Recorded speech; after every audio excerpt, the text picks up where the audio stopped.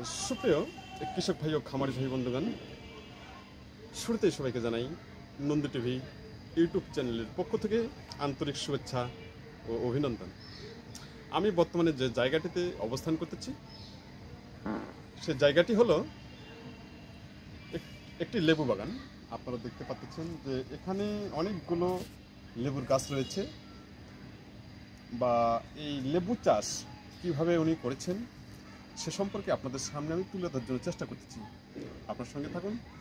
আমি আবার সবাইকে বলতে চাই, নন্দী টিভি ইউটিউব চ্যানেলটি এখন পর্যন্ত যারা সাবস্ক্রাইব করেননি, দেরি না করে এখনই লাইক, কমেন্ট, শেয়ার ও সাবস্ক্রাইব করে নন্দী টিভি ইউটিউব চ্যানেলের পাশে থাকুন এবং প্রতিনিয়ত উপভোগ করুন কৃষি তথ্য কথা ও কৃষি প্রতিবেদন।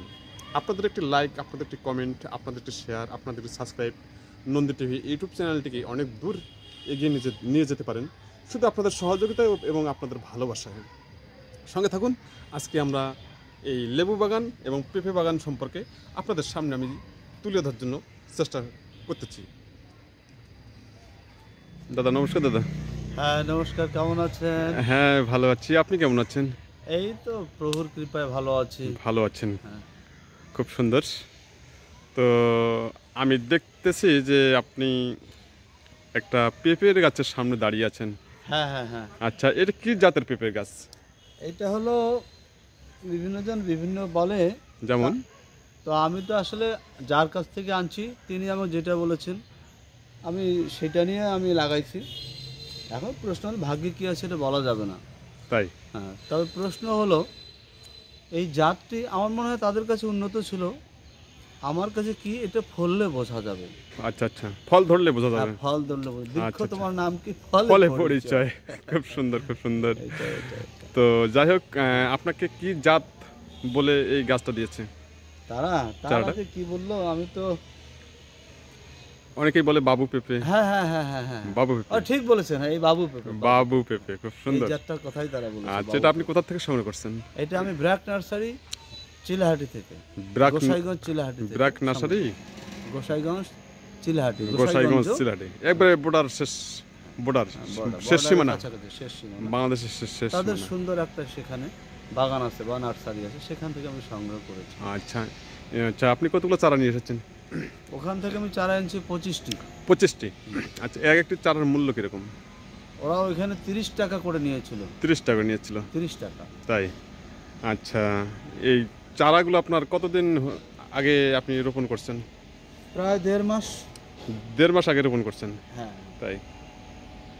আচ্ছা, আমি দেখতেছি যে আপনার এই যে দেখা যাচ্ছে যে আপনার পেঁপের গাছের গোড়া একবারে শুকনো। হ্যাঁ শুকনো, হ্যাঁ শুকনো। আবার এই যে এখানে আরেকটি চারা দেখা যাচ্ছে যে পাতা মরে গেছে। হ্যাঁ, পাতা অনেকটা মোড়া মোড়া ভাব। আচ্ছা, এটা এরকম হওয়ার কারণটা কি? এইটা হওয়ার কী কারণ তা জানি না, তবে আমার মনে হয় যত্নেরও অভাব হতে পারে। আমি যথাসাধ্য চেষ্টা করছি যত্ন নেওয়ার। আচ্ছা আচ্ছা। কিন্তু আসলে কখন কি জিনিস দিতে হবে এই বিষয়টি আমার মনে হয় পুরোপুরিটি পাইনি, সে কারণে সমস্যা হতে পারে। তাই? আচ্ছা, এই যে গাছগুলোর যে অবস্থা দেখতেছি, অনেক গাছ এখানে আবার ছোট ছোট হয়ে গেছে। হ্যাঁ হ্যাঁ হ্যাঁ, হ্যাঁ, যেমন এই গাছটি খুব সুন্দর, এর চেহারা আছে, বড় হয়েছে, খুব সুন্দর চেহারা আছে। তো বাকি গাছগুলো কি, এগুলো কি যত্ন না নেওয়ার কারণে এরকম হলো না? কি সমস্যা একটু বললে খুব ভালো হতো। আমার মনে হয় যত্ন হয়েছে, কিন্তু এই তুলনায় ওটার যত্ন বোধহয় ভালো হয়নি। আচ্ছা, আপনি যে 1.5 মাস আগে যে চারাটাকে যে আপনি রোপণ করেছেন, গাড়ার সময় কি দিয়েছেন? গাড়ার সময় গর্তে ওই টিএসপি এবং পটাশ, আর কিছু শুকনো গোবর মিশাল করে আমি এখানে আগে গর্ত করে রেখে দিয়েছিলাম। আচ্ছা আচ্ছা। তারপর 15-20 দিন পর ওই গর্তটা কোপাকপি করে তখন লাগিয়ে দিয়েছি। তাই? 15-20 দিন আগে আপনি এই পটাশ, ইউরিয়া, টিএসপি আর গোবর সার মিশ করে গর্তের মধ্যে রাখছেন? গর্তে রেখেছিলাম, হ্যাঁ। আর 14-15 দিন পর কি আপনি কোপাইছেন, মানে গ্যাসটা পালট করে দিয়ে তখন চারাটি লাগাইছি। আচ্ছা, খুব সুন্দর। আপনার গাড়ার প্রসেস খুব সুন্দর ছিল। আর বর্তমানে আপনি এই গাছগুলোতে আপনি কিছু দিচ্ছেন কি, বা যত্ন নিচ্ছেন? যত্ন নিচ্ছি। আমি ভাবছি বোধহয় একটু পানির অভাব পড়েছে, এই জন্য আমি আবার মাঝে মাঝে সেচ দেন, গোড়াটা একটু নিড়ানি দেই। আচ্ছা আচ্ছা, এই পর্যন্ত। তারপরে দেখছি কি জানি একটা স্পট পড়ে, যেমন এই পাতাটি, হ্যাঁ এই যে পাতাটি কোঁকড়া হয়ে গেছে, কোঁকড়া হয়েছে, আবার কেমন জানি মরে মরে যাচ্ছে এরকম ভাব। তাই? হ্যাঁ, আচ্ছা, এটা নিয়ে কোনো ট্রিটমেন্ট করতেছেন? এই যে গাছ পাতা মরে যাচ্ছে। ট্রিটমেন্ট করেছি বাজার থেকে, ওই আমাদের পাশের বাজার থেকে, বোড়াগাড়ি বাজার থেকে ওষুধ সংগ্রহ করে এনে আবার স্প্রে করেছি। স্প্রে করছেন? আপাতত একটু ফল ভালো বলে আমি মনে করছি আর কি। তাই? আচ্ছা, এই যে আপনি এই পেঁপের গাছগুলো গাড়ার বয়স 1.5 মাস হয়ে গেল। আচ্ছা, গাড়ার সময় আপনি সার দিয়েছেন, এরপর আর কোনো সার দিয়েছেন কি? না, এরপর আর কোনো কিছু সার দিই, কোনো কিছু দেন নাই? না। আচ্ছা আচ্ছা, এই যে মূলত যে জমিনটাতে আপনি লাগিয়েছেন, এই জমিনটা কি দেখতেছি অনেক আবর্জনা, জমিনটাতে অনেক আগাছা রয়েছে বা ঘাস, অনেক কিছু এখানে রয়েছে। আচ্ছা, এগুলো এখানে রাখার কারণটা কি বলতে পারবেন? না, কিছু বলতে পারবো না, আসলে আমি ইচ্ছে করে তো রাখিনি, এগুলো হয়ে যায়। আসলে আমি ইচ্ছা করে তো রাখতে পারি না, এগুলো মাটি থেকে হয়ে যায়, প্রকৃতি নিয়মে এগুলো হয়ে যায়, গজিয়ে যায়। তাই? আচ্ছা, আপনি কৃষিকাজ কতদিন ধরে করেন? না, আমি তো নিয়মিত কৃষিকাজ করি না, এটা শখ করে করেছি। জমিটি পরিত্যক্ত অবস্থায় পড়ে আছে, এই জন্য আমি কি করলাম, এই যাতে পড়ে না থাকে এই জন্য আমি এইটাতে কয়েকটি পেঁপে চারা, মানে 25টি পেঁপে চারা লাগিয়ে একটি ছোট্ট বাগান করেছি। শখের বয়সে? শখের বয়সে, খুব সুন্দর আমি বাগান করেছি। আচ্ছা, তার মানে আপনার কৃষি সম্পর্কে ততটা অভিজ্ঞতা নেই। আচ্ছা, খুব সুন্দর, আপনাকে অনেক অনেক ধন্যবাদ। তো আজকে যে আমরা যে দাঁড়িয়ে রয়েছি, পাশাপাশি আমরা আরেকটা বাগানে মনে গেছিলাম। হ্যাঁ, এর আগে একটা লেবু বাগানে গেছিলাম। আচ্ছা, লেবু বাগানটা কিরকম অবস্থায় আছে? না, আছে, এ পর্যন্ত ভালো অবস্থা আছে, কিন্তু আসলে সব কিছুর মূল হলো মাটি, না? মাটির গুণাগুণ যদি ভালো হয়, তাহলে ফসলও ভালো হয়। তাই তো যে মাটিতে আমি লেবু বাগানটি লাগিয়েছি সেখানে আমার বালির অংশটা বেশি, সে কারণে রস কম বলে মনে হয় আমার কাছে, এই জন্য মাঝে মাঝে আমি সেচ দিই। তাই? আচ্ছা, লেবু বাগানটা লাগার কতদিন হচ্ছে? ওটা প্রায় 4 বছর। 4 বছর, অনেকদিন। কতদিন পর ফল দিচ্ছে? ফল তো ওরা বলছিল 12 মাসই লেবু, কিন্তু আসলে সিজনে বেশি ফলে, সিজনে আবার কম ফলে। তাই? জাতে কি জাত? ওটা সিডলেস জাত। তাই? আচ্ছা, আপনার লেবু বাগানে কতগুলো গাছ ওখানে আছে? ওখানে আমার 40টি গাছ আছে। 40টি গাছ আছে, চলেন দেখে আসি। চলে আসুন। সুপ্রিয় কৃষক ভাই ও খামারি ভাই বন্ধুগণ, এবং পেঁপে চাষি এবং লেবু চাষি ভাইদের উদ্দেশ্যে বলতে চাই, যেমন আমাদের শ্রদ্ধেয় বাবু প্রভাত দাদা বলেছিলেন যে উনি শখের বয়সে একটি লেবু বাগান আর একটি পেঁপে বাগান লাগিয়েছিলেন, কিন্তু ওনার অভিজ্ঞতা, কৃষি সম্পর্কে অভিজ্ঞতা কম না থাকার কারণে উনি খুব একটা উন্নত করতে পারেন নাই। যাই হোক,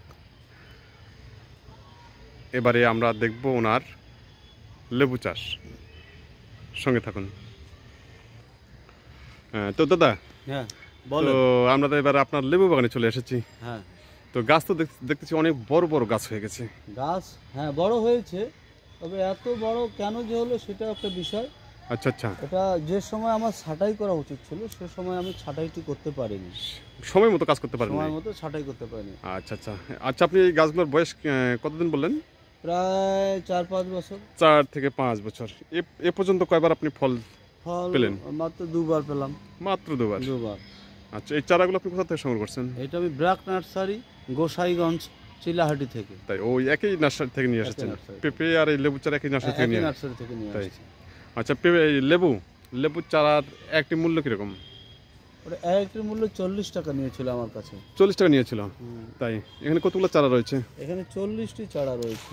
40টা? আচ্ছা আচ্ছা আচ্ছা, এটাতে আপনি কিরকম যত্ন নিয়েছেন? যত্ন আমি চেষ্টা করছি যত্ন, কিন্তু আসলে যত্নটা ফলপ্রসূ হয় না কেন? আচ্ছা, এই কারণে হয় না, এখানে আসলে জমিটাতে আমার বালির পরিমাণ বেশি, বালির পরিমাণ বেশি, সে কারণে আমার মনে হয় যত্ন পুরোপুরি দেওয়ার পরেও সঠিক ফল আমি পাই না। আচ্ছা, এই চারাটা যখন আপনি রোপণ করেছিলেন সে সময় আপনি কি সার ব্যবহার করেছিলেন? ওই গর্তে একটু পচা গোবর, আচ্ছা, আর কিছু টিএসপি পটাশ মিশাল করে রেখে দিয়েছিলাম। মানে পেঁপেটা যেভাবে লাগিয়েছেন হ্যাঁ, এটাও এইভাবে এভাবে লাগাইছেন? ওই লেবুটি আমি লাগিয়েছি। তাই, খুব সুন্দর। আচ্ছা, শখের বয়সে যে আপনি যেই এই বাগান যে লাগাইলেন, হ্যাঁ, আচ্ছা এর মধ্যে কোথাও কারো কাছে কি পরামর্শ নেওয়া হয়েছে? ওই ব্র্যাক নার্সারি, ওনারাই পরামর্শ হ্যাঁ, দিচ্ছে? হাফিজুল ভাই, ব্র্যাক নার্সারিতে চাকরি করেন হাফিজুল ভাই, আচ্ছা আচ্ছা, ওনার কাছে পরামর্শ নিয়ে আমি এসব করেছিলাম। তাই, খুব সুন্দর। আপনাকে ধন্যবাদ, আপনি যে এত সুন্দর একটা উদ্যোগ নিয়েছেন। তো দাদার পরিচয়টা দিলে একটু খুব ভালো হতো।